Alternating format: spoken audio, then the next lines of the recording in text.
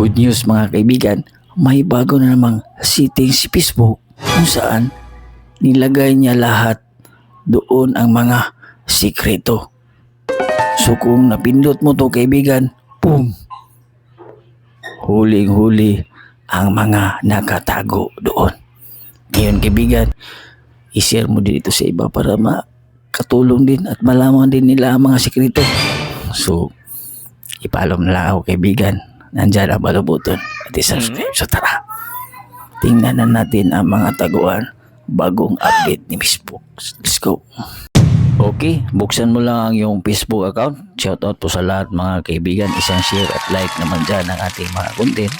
Laki na pong tulong sa mga kaibigan natin na hindi pa nila alam ang mga ganitong tutorial. So, make sure kaibigan na ang iyong Facebook account ay updated sa Google Play Store o kaya sa App Store kung Apple phone ang iyong gamit. So, itap ko lang itong 3 lines.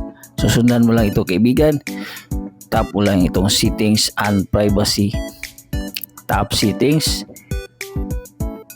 At scroll up ka lang. Scroll up. Then hanapin mo lang itong blocking. Itap. So dito na yun ang mga bagong settings ni Facebook na kung saan nilagay niya lahat. So mapapatanong ka talaga kaibigan pag tinatap itong restricted list. Then itatap ko lang itong show.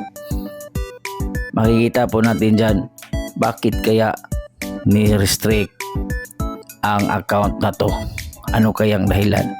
Kasi nga ang restricted kaibigan ay pwede pa rin yan ma-chat o kaya pwede pa rin yan puntahan ng gustong account na yon. So mag-back lang tayo.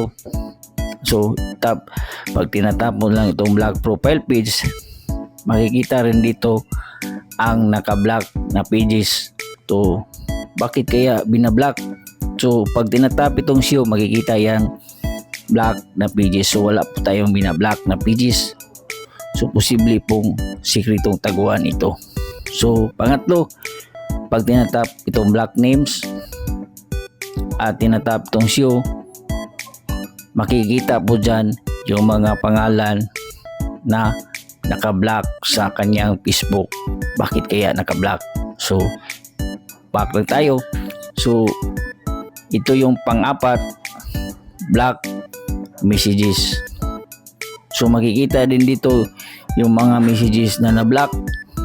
Then itatap mo lang itong show, makikita din ang mga block messages. So mag-back lang. Pati itong block up invites, block events invites. So dito lahat makikita ang mga sikretong taguan. Bakit nga ba sikreto? Bakit nga ba binablock niya? Anong dahilan? Bakit nga ba ni-restrict niya account? Ano nga ba ang dahilan? So ganun ba?